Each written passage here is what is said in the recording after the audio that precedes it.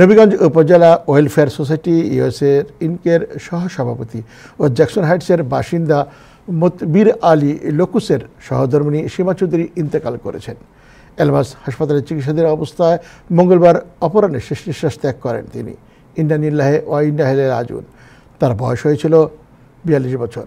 মৃত্যুকালে তিনি স্বামী, 2 ছেলে ও 2 মেয়ে সহ বহু আত্মীয় স্বজন রেখে গেছেন। জানা যায়, শনিবার বিকেলে স্থানীয় একটি পার্কে বাচ্চাদের নিয়ে বেড়াতে গিয়ে মাথা ঘুরে পড়ে যান তিনি এবং অজ্ঞান অবস্থায় তাকে এলমাস হসপিটালে ভর্তি করা হয়।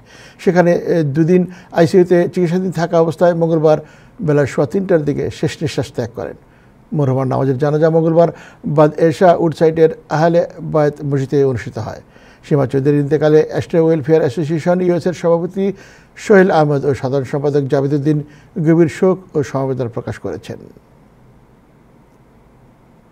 নিউ ইয়র্ক শহরের অতি পরিচিত মুখ আমাদের মতবীর আলী লোকুস, এই জ্যাকসনের বাসিন্দা। তার সহধর্মিণী গত শনিবারে উনি বাচ্চাকে নিয়ে পার্কে গিয়েছিলেন। হঠাৎ করে প্রেশার লো হওয়াতে উনি পড়ে যান। তারপরে ওনারা কেউ ফোন করে এলমাস হসপিটালে দেন।